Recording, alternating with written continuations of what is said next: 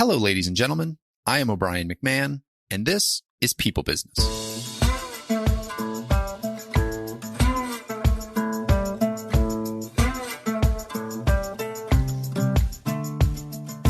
In this episode, I'm joined by Diana Kander, a serial entrepreneur who entered the United States as a refugee from Ukraine at the age of 8. Diana had launched and sold millions of dollars worth of products and services by her early 30s. Today, she's an innovation consultant, leadership development keynote speaker, and New York Times bestselling author whose books have been taught in over 100 universities. And her parents would like you to know that her sister is a doctor. As a business development speaker and consultant, Diana has helped create multi-billion-dollar products, coached boards and executive committees on innovation best practices, and implemented culture transformations. What does that all mean? It means that she is an expert at helping you grab other people's attention and make your case so that you are remembered and ultimately chosen from the pile of options that people have these days. Her book, Go Big or Go Home, is one of my favorite books on sales and pitching that I've ever read.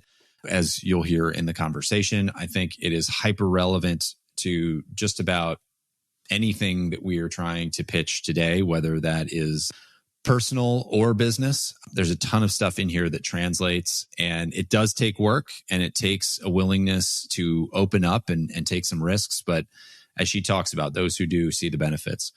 Could not be more excited to share this with all of you. If you are interested in connecting with Diana, we talk at the end about how to do that. If you're interested in connecting with me to talk about this episode or any of the other episodes or anything you'd like to see in an episode, please reach out to me directly. I can be found on LinkedIn, and I'm always open to direct messages or comments on posts or things there. Love to continue these conversations.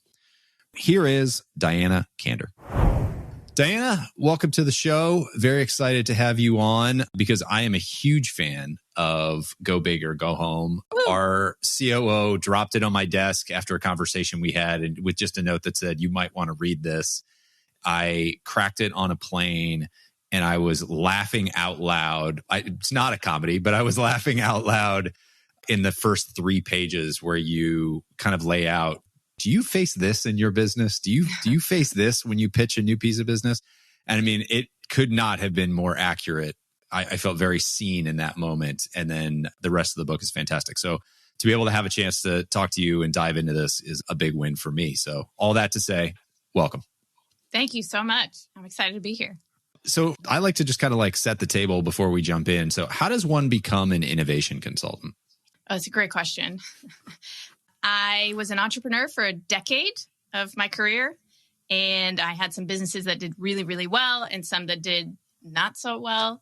And I had a journal about all of those ups and downs. And that journal 10 years later turned into my first book. And so I ended up writing a book about how to launch new products and services. That book did pretty well and got in the hands of a bunch of CEOs who said, can you come help our employees ask better questions, think more like entrepreneurs? And, it just launched a brand new career for me. And what is most misunderstood about innovation? Oh, well, most people think that you have to invent the next flying car or a new shoe material. But innovation isn't what you do, it's how you do your work. So you could be an innovative parent, you could be an innovative spouse. It's really how we think that there's always opportunities to be better and seeking out those moments of growth. I mean, is it essentially just embodying a growth mindset? Is it that simple? Yeah, but not like I could be better, but I could be 10 times better. So I like to joke, I want to be 20% better every year so that every 5 years I'm unrecognizable to the person that was there before. And that math doesn't work exactly right. I know a lot of people listening might be like, that's not how it works. I understand. I went to law school, so not very good at math. Shut up. You get the point. But the point is that we don't have to stop growing at the rate we were growing as kids. Like when you see kids that you haven't seen in 5 years, you're like, oh my God, you're hardly recognizable. What are you into? What are you doing? And we don't have to let go of that. We can continue to get new interests and evolve and get better at our work all the time. So what does that look like for you in practice then? Like how Tell do you, me, because yeah. like I love it conceptually, but Yes. if you keep stacking new things, like at some point you don't have the capacity, you have to drop some things. To be a totally different person 5 years from now Yes. means you're doing totally different things. Like there's a lot that goes into that. So I'm just curious, like, what does it actually look like for Diana Kander to change by 20% per year? Yeah, I can answer it professionally, and then I can also answer it personally. Professionally, it's creating a gap between where you are and where you could be. So even though I had a banger year last year, it was my best year ever. It's saying, okay, on a scale of 1 to 10, I feel in my heart that I'm at like a 4.5 out of 10 of where I could be. So now, who are the coaches? Like, what is it that I want to learn to get better at my craft of storytelling and giving speeches and writing? Like, what else can I do? And it's just creating that space. To me, curiosity is the space between what we know and what we don't know. And most of us, when we get really good at something, we have no space. We just have to-do lists. You know, like you already know everything you need to do. And if you can find a way to create that kind of space in your work, then you'll find opportunities to improve. So that's professionally. Can I ask you just one question on that? Yeah. Like just unpack, because I think that's great. The other thing that happens when you become an expert at something is you overfill your time and you're just doing so much of it, right? We become busy. How do you limit your capacity or your output so that you have that flex time? Yeah. So I actually design my week backwards. So most people start with their to-do list, like everything they think they need to do.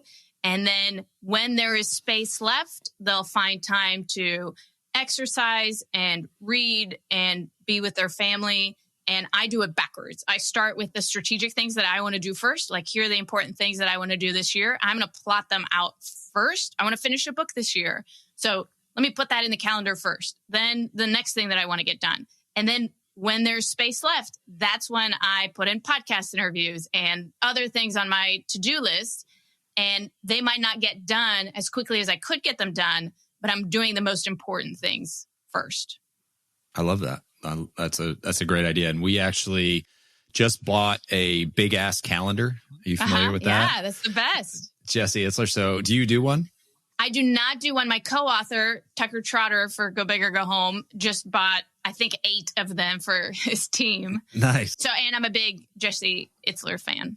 Yeah. So my wife and I just got one, and we just last night started putting stuff on there. And so that's our goal for this week, is to get at least the next quarter like really squared away so that we can then backfill all the other stuff. Yeah. So Go backwards. So I cut you off to talk about personally what this looks like too.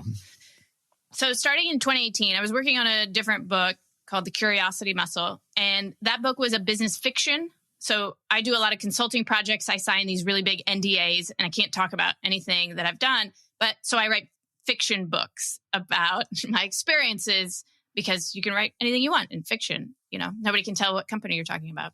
So one of the characters in the book was attempting a 10-minute plank. And I thought, well, I'll try a 10-minute plank to see if I can do it, because I can write about it better. But of course I can't do it. It's a 10-minute plank. Like at the time I could maybe do a minute. And what I really learned through the process, like I gave it my all, and I learned how to uncover my blind spots. I learned how to know things that I didn't even know about planking. And after 5 months, I was able to do an 11.5-minute plank, which is like bananas. Yeah. And the moment that I got up using this process that we're talking about, like innovation, like what don't I know? Who should I be talking to? The moment I got up from my plank, like within a second, I was like, okay, I'm a person who can do impossible things. So what's the next impossible thing that I want to do? And ever since 2018, every year I set an impossible feeling goal for me. And then I use all of these innovation practices to push myself forward to reach what I thought was impossible a year before. Can you give some examples of the ones that you've done since then, or the one that you have for this year? Yeah. So the one after the plank was to do a handstand. Like I'd never done gymnastics in my life. I'd never done a handstand. I have a hilarious video of my first attempt, but I could do a 10-second handstand when I was done.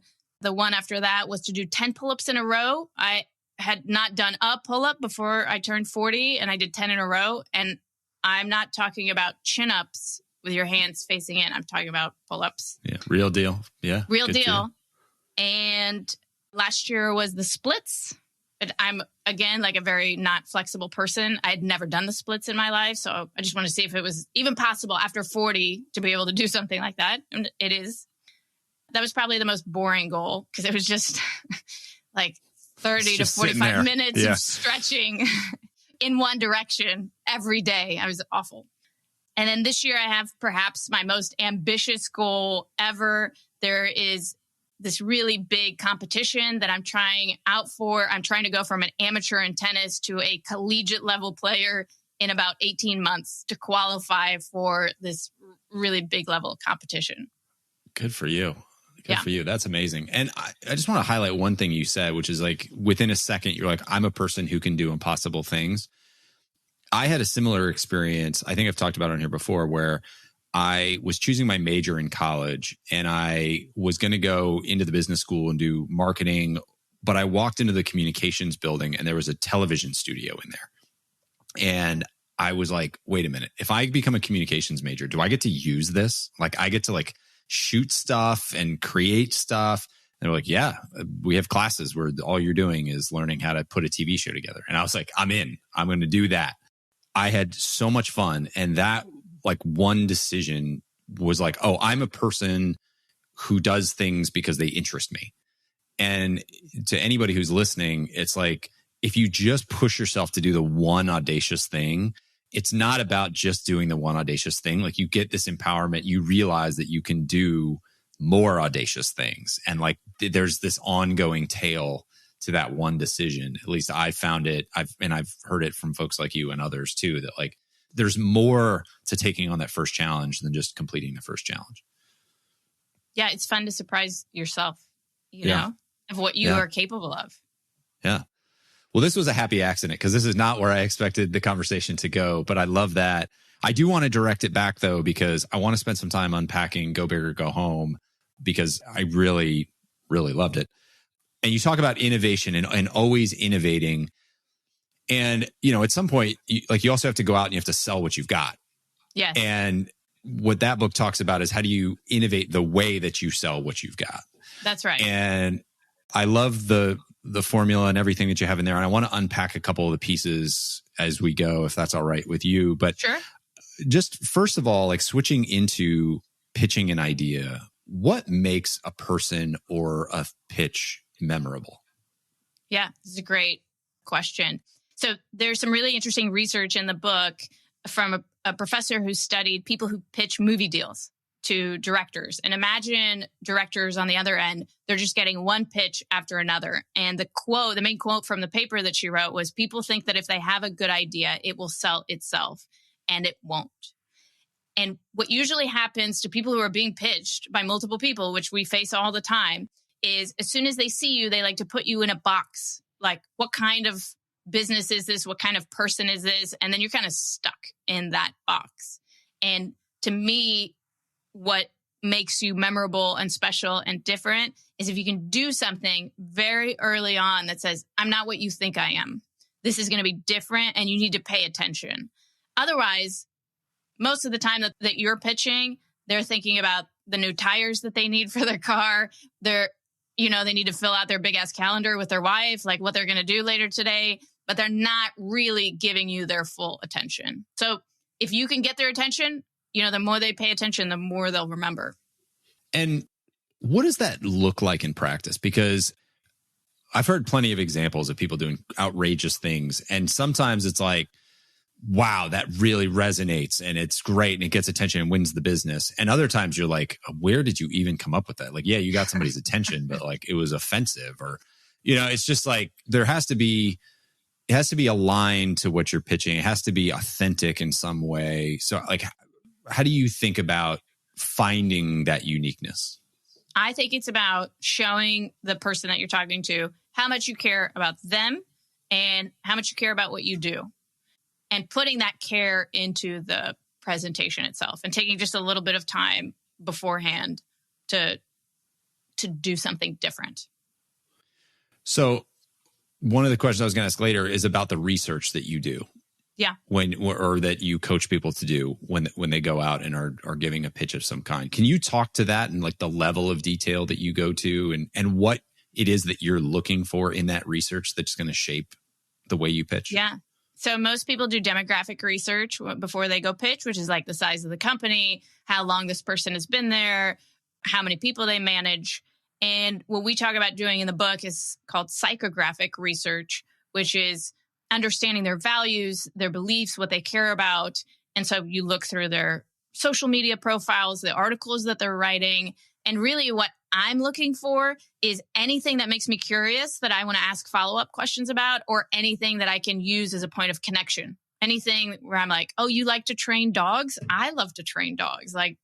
And people love to talk about the things that they love, So I want to make sure that the first quarter to a third of the conversation is them focused as opposed to me focused. And this kind of research gives me the tools in order to be able to do that. I like that. So any common connections or anything that you're genuinely curious about. That's right. And then is that different than just like the old school, like build rapport? If you see a picture of them on vacation with their kids in their office, ask them about where they go on vacation with their kids. Like, is it, I think that's is it totally that different. simple? Okay. Well, because I think build rapport means I did zero prep before I came here and I'm just playing I Spy in your office. Like, yeah. Oh, I see you have this thing behind you. Let me try to make conversation about that, but I don't really care. And it's coming in and being like, hey, I talked to your assistant last week. She said, you love ice cream. I brought some ice cream with me. It's like, whoa, those are two very different things. Yeah. There was premeditation. There was thought. There was care. There was engagement. Right. Yeah.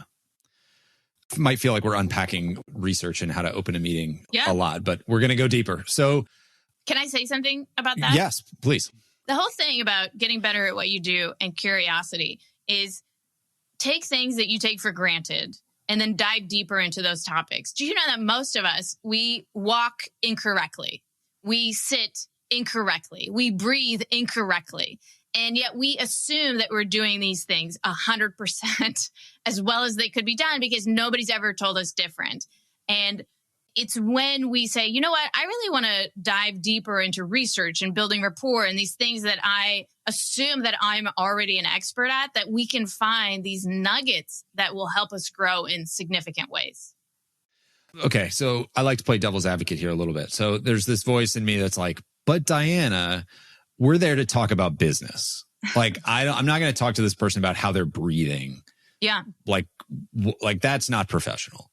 Yeah. How do you help people bridge that gap to get over that? Like, well, this is a professional setting and they want me to come in and talk about business. Okay. Would you agree that people do business with those they connect with and trust? Yes. Like, do you agree 100%? 10%? I agree 100%. Okay.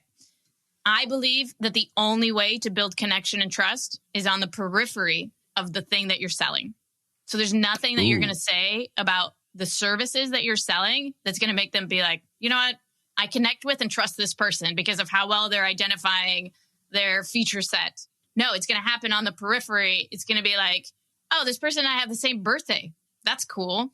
I'll remember that. Or they called and left me a message on my birthday. I'll remember that.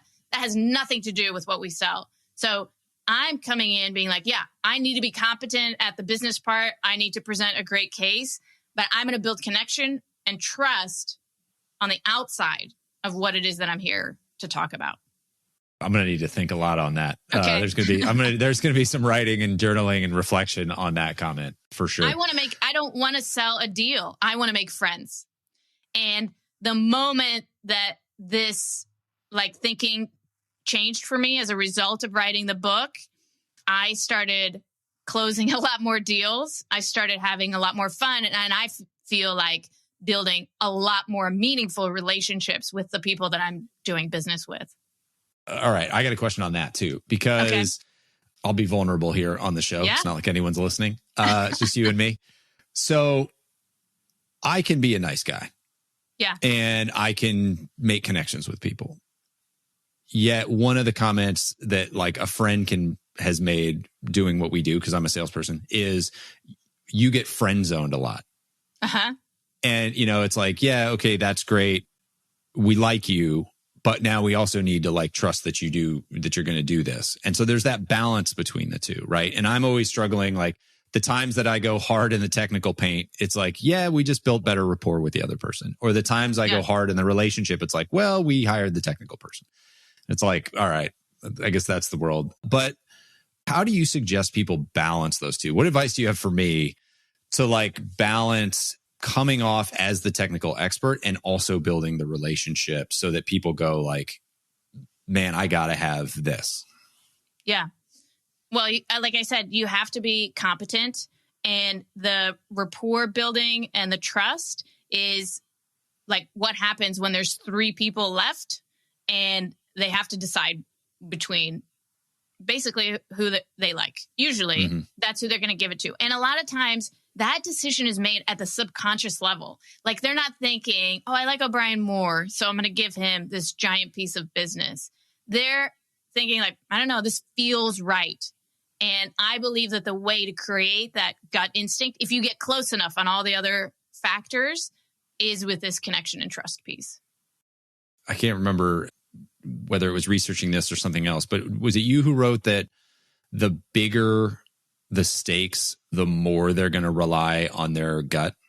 That's right. There's actually research by CEB and Google that says that. So if you think about it, it's like very counterintuitive, but it makes more sense. Like if I'm going out and buying a TV at the store and I'm spending $1,000 and it doesn't work out, it's okay. I can return the TV. But if I'm buying $1 million like product or service or a new software, the room for error is much, much lower. And so people are going to be relying a lot more on their gut instincts than they will on smaller purchases. So what are other ways to build trust? I mean, like you can go into a finalist presentation and be like, oh my God, we're both scuba divers. This is great. Let's like talk about this. And like, that's great. And that builds a certain level of trust. But for big ticket items, there needs to be a lot of trust. So how do you coach people to be building trust throughout the larger process and to really become friends with that person? So when they're in the meeting deciding between their 3 close finalists, they go, you know what? Something just feels right about that Diana Kander. Yeah. So I don't think you should talk about your scuba diving in that final pitch meeting. I think you have other opportunities to talk about your scuba diving when you're first getting to know people. I think what we learned in the book is that most people pitch that final pitch backwards. And this was one of the biggest ahas that I had in researching for the book. So a typical pitch goes like this. First, we talk about, let me tell you a little bit about myself. Then let me tell you a little bit about what we do. And finally, I'll tell you why you should pick us. And that is actually backwards because they don't care about what you do until they believe that you see things from their perspective. So you're basically just wasting your breath on the first, third, second, third, because they're thinking about something else.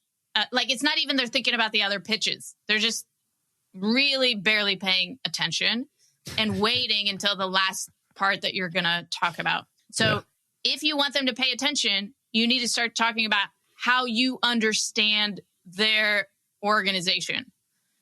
I'm trying to think in my head about whether I can release details of this pitch, but somebody used the Go Big or Go Home framework to win the biggest deal of their career. And they did it by having everyone on the pitching team wear t-shirts that had the values of the organization that they were pitching on a different t-shirt. So they had, 6 values, 6 different t-shirts. You just walk in and you say, you know what? We understand what's important to you. And then the beginning of the presentation is, here's what we believe are your values and why. And what the biggest challenge here is. And when you start the beginning of the presentation about them as opposed to yourself, they are much more likely to listen and pay attention.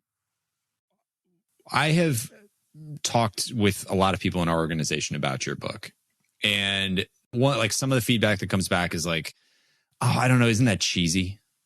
To like all wear t-shirts with their values. What do you say to that person? The same thing was being said inside this organization. Like I'm some of the people on the team are rolling their eyes like, oh my gosh. I think as long as what you do is authentic to you, you're really being vulnerable and you're saying like, I really care about this and I want to show you how much I care. This isn't just another pitch to me.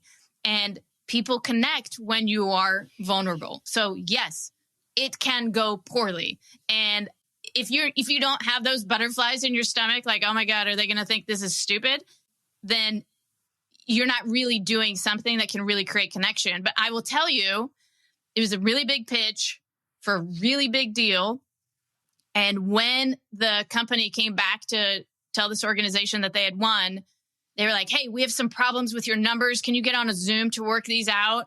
And they get on a Zoom and they said, oh, you know what? Hold on. We got to turn off the camera for a second. We were having some technical difficulties. They turn off the camera. They turn it back on. Everybody at the buyer's company is wearing Chiefs gear, because we're from Kansas City. And they're like, you won, because they were as excited as the company that was pitching. And that's what you're doing. You're giving permission to people to be humans. Like they can get excited too. And they can have those butterflies in their stomach about creating a new friendship, just like you can. And yeah, some people might think it's cheesy, but we win more deals. They can't argue with that. And it makes me think, oh God, I'm blanking on her name. Olympic volleyball player, tall, blonde woman. Anyway, she married to a pro surfer. And I was listening to her. She was on Joe Rogan's podcast. And she was talking about how she leads with kindness.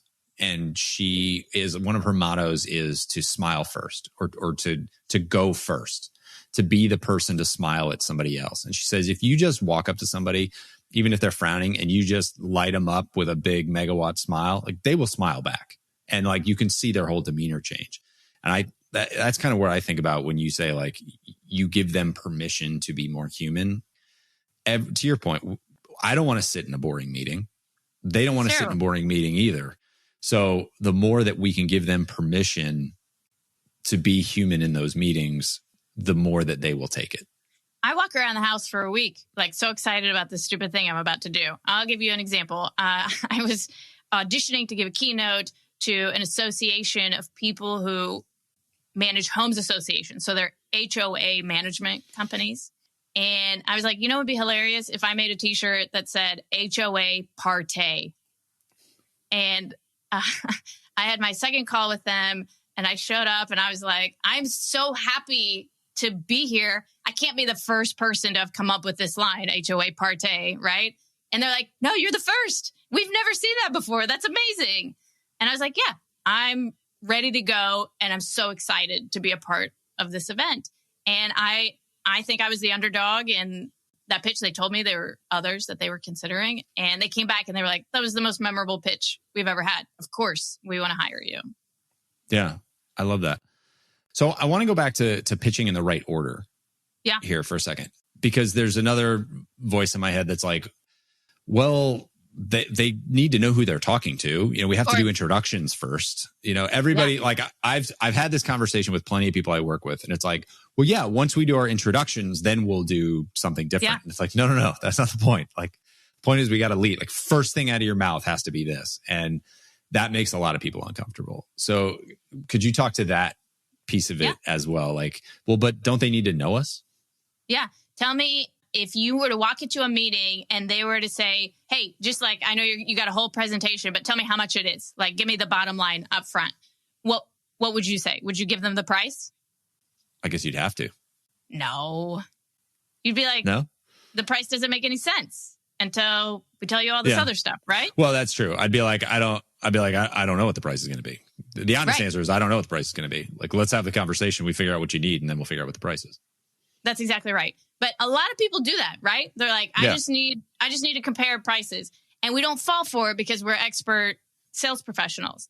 But we do fall for, okay, tell me about yourself. And I think those two questions are the same. It should be like, oh, of course I'm going to tell you about myself. But first, I need to understand who I'm talking to. And I'm really curious. I read this article that you wrote about so-and-so in your company, like the new C-suite that's coming in and what it means with AI coming into your space. I'm just curious what you think about this point.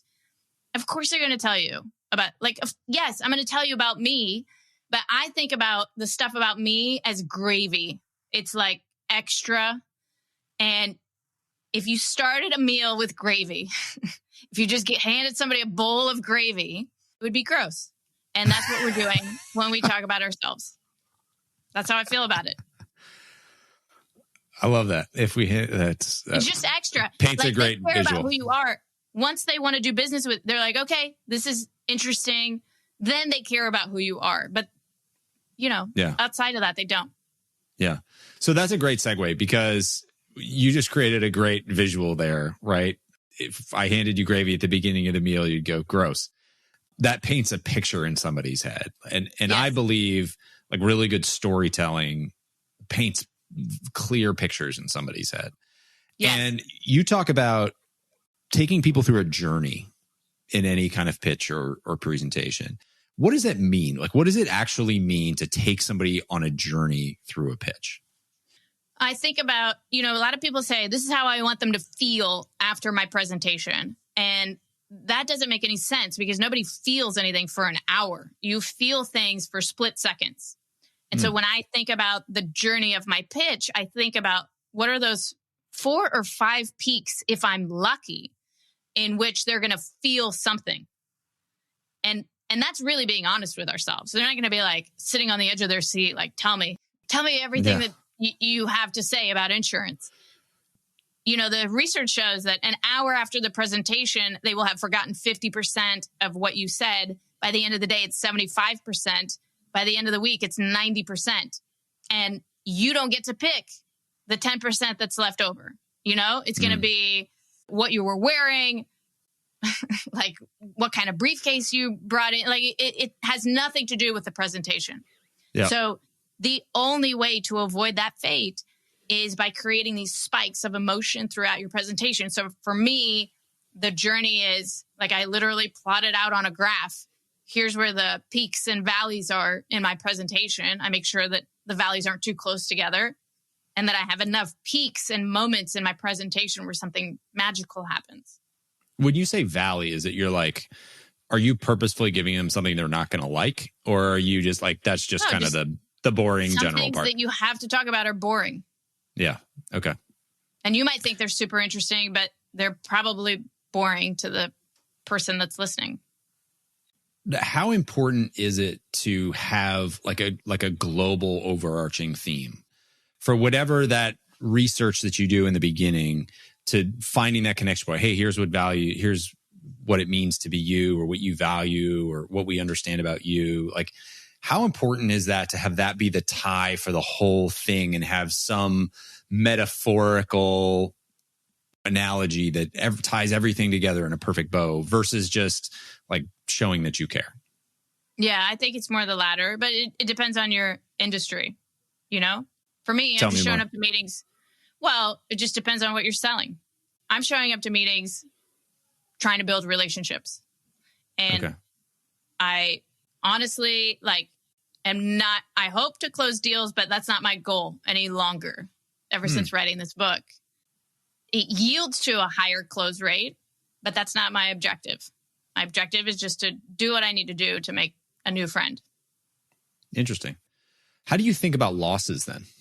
Have you changed the way you think about losses or handle losses? Have I changed the way? I mean, I still do the same analysis. Like, why did the loss happen? Who am I losing to? Are there themes in the losses? For sure. Are you staying in touch with them in a different way on a go forward basis? Like anything like that? If you're focused on the relationship, just curious if there's like anything else that has manifested. Maybe there hasn't. Maybe it's just a general mindset that you walk around with. No, I have a group of 200 people that I'm trying to consciously stay in touch with.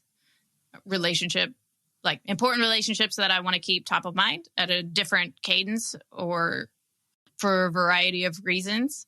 But again, it's different in every business of like whether this company can lead to future opportunities, or they can be a source of referrals for you. I mean, everybody, again, has different reasons and processes that are of value to their sales process.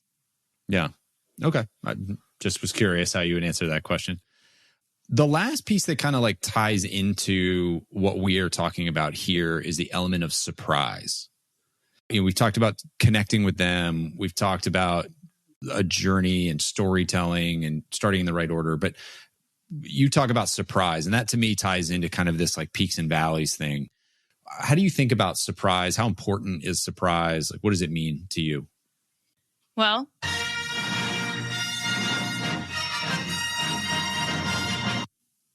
I think that surprise is doing ordinary things in non-ordinary ways. And it's bringing something with you to take you out of the box and to say, this is going to be different. And I think it's most important at the beginning of a relationship as opposed to waiting till the tail end like I just did. But I think that anything that you can do to literally shake people out of what they're assuming is about to happen. And the kind of analogy that I think about is, imagine if you walked into a room and it was pitch black and you're like, is this the right place? And then the lights flipped on. There were a bunch of people there and they all yelled surprise. What does your body naturally do when that happens? It's like open eyes, open mouth. And that's your body receiving as much input as possible. And so if you can surprise somebody, then you'll have their attention. And I think that's the most valuable commodity, that we grossly overestimate how much attention we actually get in a 1-hour presentation. You get fleeting moments. You do not get an hour of their like headspace. Yeah, that's a good point. Especially, I mean, sometimes you can see it because they're typing away on a device or doing something else. Yeah, often you can't because they're just spacing out. But what other types of surprises? Can you give some examples of ways that either you or clients you've worked with have used surprise? I mean, I loved the audio. That was great. But what are some other ways that you've seen people take like what would be kind of boring information and create some surprise with it? Yeah, so I think, again, it's about doing ordinary things in non-ordinary ways. One of my favorite examples is a woman who's trying to get a job at Nike, couldn't get a meeting. So she found out when the department she wanted to work with was having a meeting, and she put her resume on a cake and sent it to the meeting. So you're doing an ordinary thing, which is sending your resume in a non-ordinary way. And that research took me down a whole rabbit trail of people putting their resumes on food items and sending it to others. So there's a whole bunch of ideas out there. But the people listening to your show probably aren't trying to get jobs elsewhere. So again, doing ordinary things in non-ordinary ways. It's about sending, instead of a text email, sending a video that is thoughtful or maybe has music to it. I know it sounds crazy. It could be as simple as the signature line in your email, having something that is personal about you. It's about communicating. Like, I like to send video birthday texts to people who are of value to me. I mean, you just like pick your communication and present it in a slightly different way. Something that they expect to go a certain way. Let's think about a completely left field idea of how to do it. Yeah. I know I said that was the last one, but there is one more that we've kind of segued to, which is 3D objects. Yes. So you make a big point about 3D objects. Yes. Tell me more. Why? What? It's just the research shows, again, if we want to be remembered, sight and touch are more closely linked to our memory than just reading text or talking about ideas. And so a lot of times we sell invisible ideas. And if we can figure out a way to bring them into the 3-dimensional world, we'll just be a lot more effective at having them remember what we're saying. So how can you take your idea and make a 3D object? My friend Abe is a cancer researcher, and what he's doing is training T cells to fight cancer. And if he's successful, there will be no need for radiation or chemotherapy. Like, your body will be able to address cancer on its own. But when he goes to cancer conferences, everybody's working on their own amazing thing and nobody wants to hear about his thing. And so he had another friend of ours make a 3-dimensional representation of a T cell attacking a cancer cell. And so it's like an orange blob with a blue blob with some icicles and some lights sticking out of it. And it's like, it's pretty large, it's like the size of a hubcap and, 3D. Mm-hmm. And he goes to these events and he plops it on a table and he turns it on. And then like moths to a flame, people come out, what's that? Oh, it represents the research that I'm doing.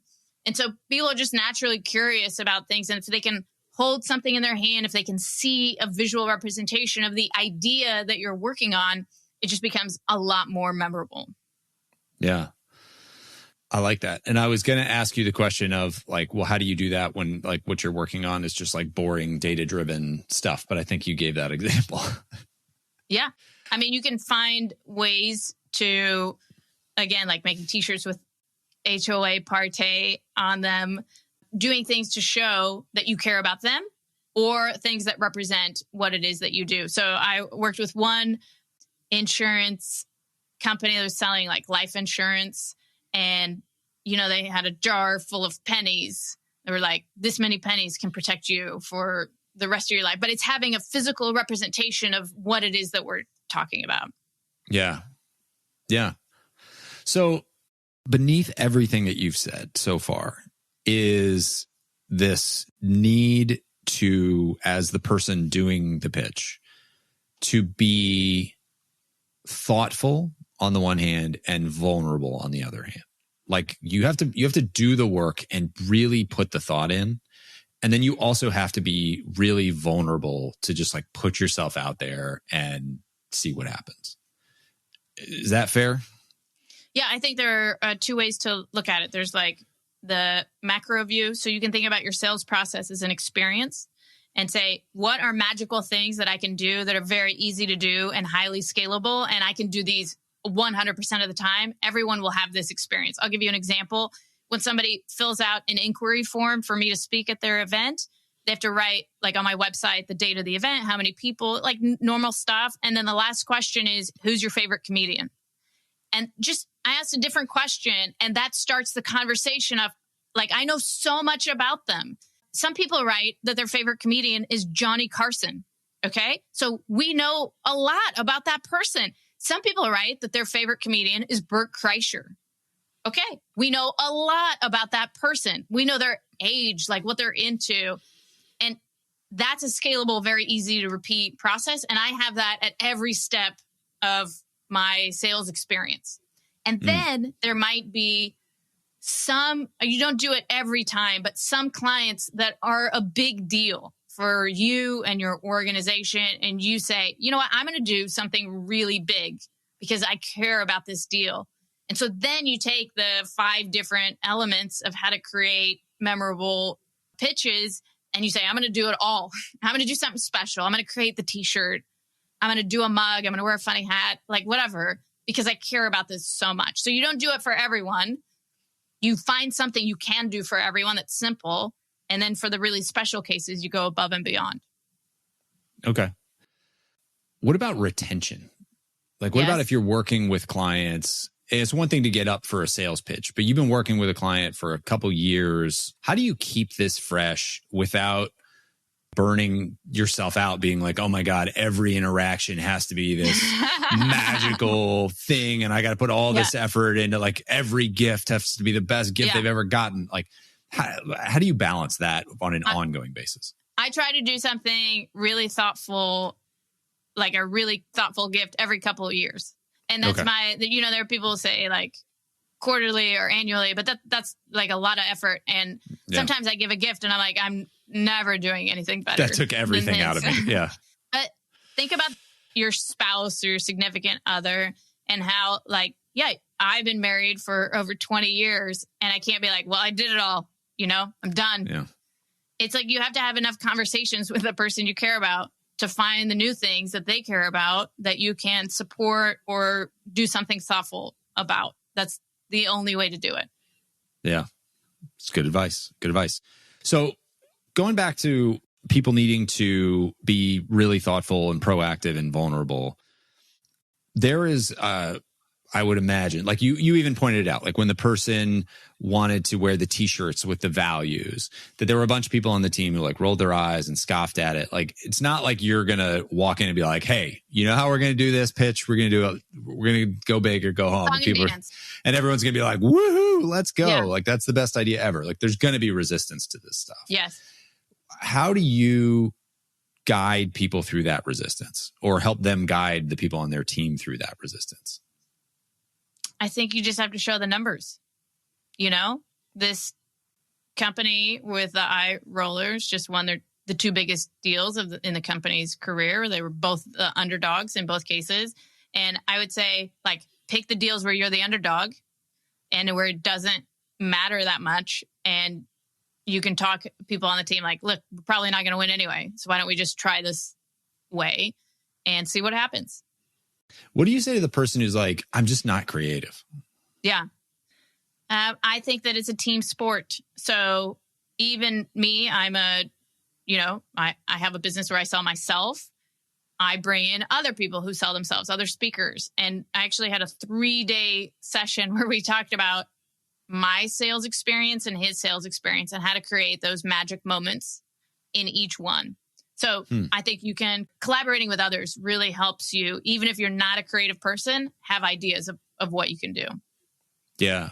To that point, I tend to be a little bit more of a lone wolf type person. And over the years, I've just realized how much value there is in collaborating with other people and to really get the best product out there. And it really stood out to me. Have you watched Inside Pixar?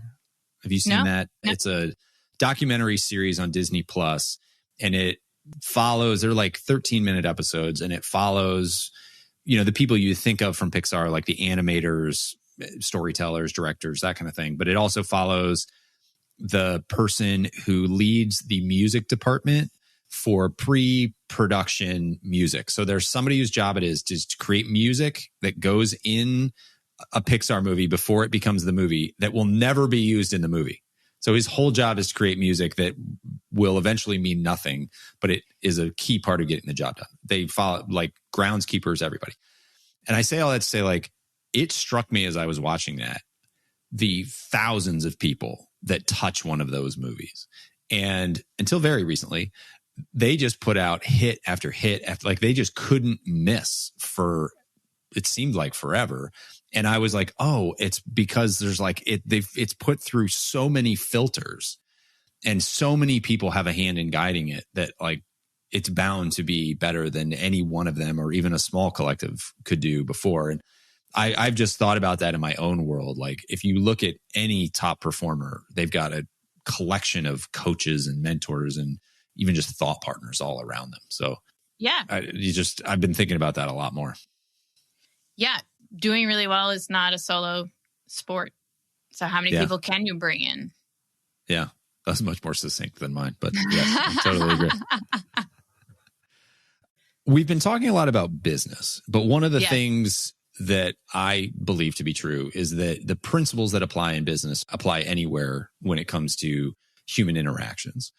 And so how do you use these principles or think about these principles when you're engaging with your friends or your family, your spouse, or, and like parents, anything like that? How do you use these things in your everyday life? The biggest thing that I use is, number one, structuring a conversation by letting them have the first quarter or a third of the conversation. So no matter how excited I am to talk about something, always letting the ball be in their court first. Because if you ask enough questions, they also have things that they're excited about. And second is how to create thoughtful gifts and moments with those people that are memorable. Love it. Do you use any of this, like, when you're trying to convince your husband, like, not to go where he wants to go on vacation, but to go where you want to go on vacation? Somebody who read the book told me that, like, their one piece of feedback was, this is going to help me win so many arguments with my wife. And I was like, oh, I'd never imagined that use case, but apparently some people feel that way. Okay. You're not like, I'm not. You're not like giving him like a flowered lei and like cooking him a Hawaiian roast with a luau dancer to be like, see, we could like, this is, if you like this, we could go.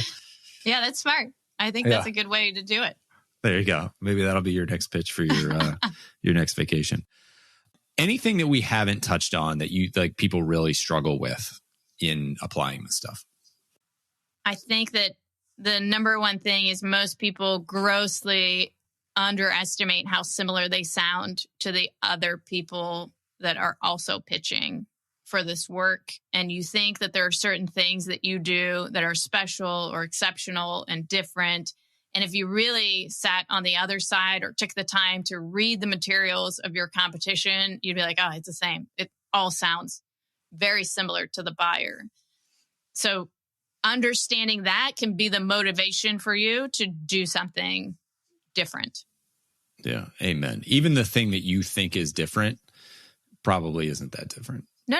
Like I'm a speaker, and now like the hotness is to say, oh, I don't give a speech. I create an experience.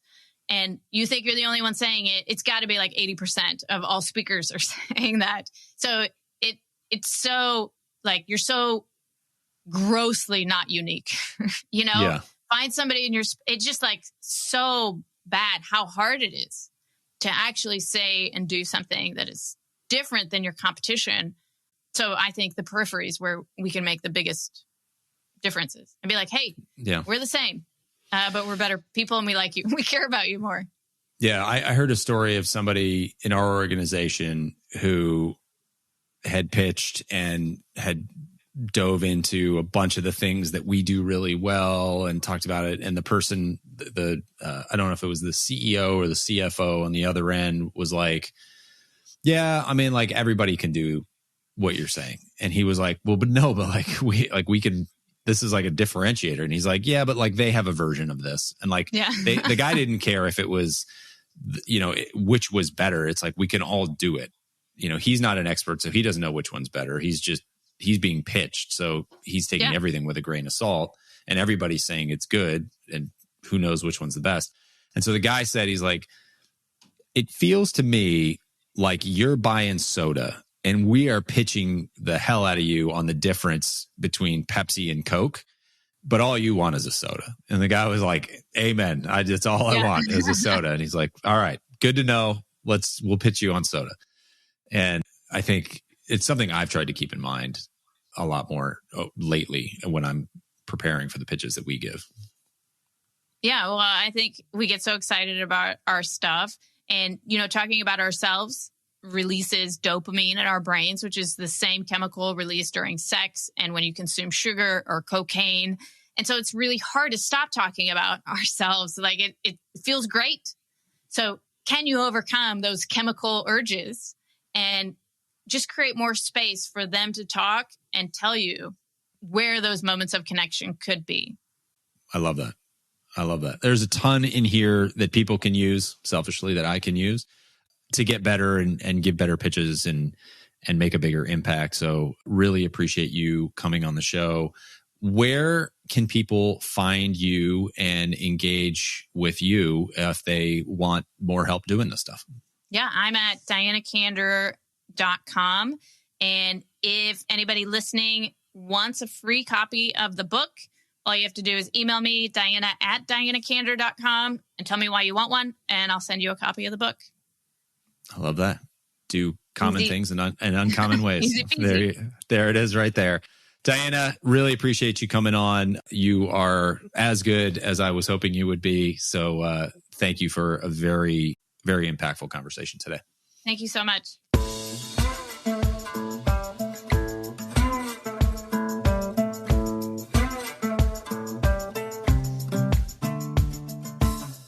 Hey folks, one last thing before you go. If you enjoyed the episode, make sure to hit subscribe so you can stay up to date with future guests. That's it. Thanks for coming. Go make the most of your business and the people in it.